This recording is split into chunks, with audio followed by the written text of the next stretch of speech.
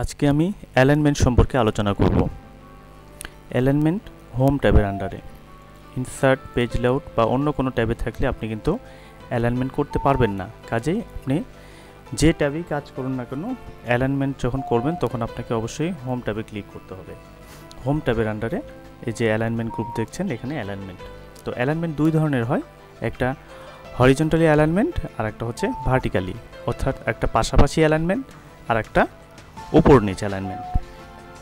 তো আমি এই যে এক্সেল কথাটা লিখেছি, এখানে একটা বর্ডার দিয়ে নেই,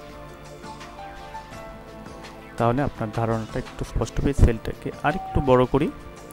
এটা লেখাটা নিচে আছে কারণ এইখানে ভার্টিক্যাল অ্যালাইনমেন্ট যেটা সেটা বটমে ক্লিক করা আছে। আমি যদি মাঝে দিই তাহলে এটা মাঝখানে যাবে, আর এটা যদি আমি টপে দিই তাহলে টপে চলে আসবে। এখন হরিজন্টাল অ্যালাইনমেন্ট, এটা বামে দেওয়া আছে, আমি মাঝখানে দিলাম, দেখুন মাঝখানে লেখাটা চলে আসছে। আমি যদি রাইটে দিই তাহলে লেখাটা ডান পাশে চলে আসলো। এটা হচ্ছে দুই ধরনের অ্যালাইনমেন্ট। এছাড়াও এটার সাহায্যে অ্যালাইনমেন্ট করা যায়। আপনি যদি নির্দিষ্ট ডিগ্রিতে বা ওরিয়েন্টেশনে যদি একে আপনি অ্যালাইন করতে চান, সেই ক্ষেত্রে এখানে ক্লিক করবেন, করে আপনার যে কোনো একটা চয়েস করবেন। আমি একটা দেখাচ্ছি, দেখবেন লেখাটা চলে আসছে। আমি একটু বড় করে দেই, লেখাটা এভাবে হয়ে গেছে। তারপরে আপনি চাইলে একে এভাবে করতে পারেন, বা আপনার ইচ্ছা মতো এখানে ক্লিক করে আপনার ডিগ্রি সেট করে দিতে পারেন। তো আমি এটা করলাম, অর্থাৎ আগের অবস্থায় চলে আসবে, আমি ওকে দিলাম। এরপরে আরেকটা অপশন হচ্ছে merge and centre. Merge and centre অনেক সময় হয় যে আপনার বড় কোনো লেখা লিখেছেন যেটা কয়েকটা সেল মিলে হয়ে গেছে। তো ধরুন এই লেখাটা কয়েকটা সেল মিলে হয়েছে, এখানে দেখুন এফ থেকে যে পর্যন্ত কয়েকটা সেল মিলে লেখাটা হয়েছে। তো আপনি চাচ্ছেন যে লেখাটা একটা সেলে থাক, তো একটা সেলে তো কোনোভাবেই এই লেখাটা ধরানো যাবে না, আপনি সেল বড় করতে পারছেন না, কারণ সেটা অন্য সেলের ক্ষেত্রে হয়তো প্রভাব পড়বে। তো আপনি চাচ্ছেন এই কয়েকটা সেল মিলে একটা সেল হোক। তো এখানে আপনি মার্জ অ্যান্ড সেন্টার সরাসরি ক্লিক করতে পারেন, অথবা এই যে ছোটো যে আইকন দেখছেন ডানে, সেখান থেকেও ক্লিক করতে পারেন। তো মার্জ অ্যান্ড সেন্টারের কয়েকটা অপশন আছে। তো আমি যদি এটাতে ক্লিক করি তাহলে মার্জ হবে এবং একই সাথে এটা সেন্টার হয়ে যাবে, অর্থাৎ যে বড় সেলটা তৈরি হবে সেই সেলের এটা মাঝে থাকবে।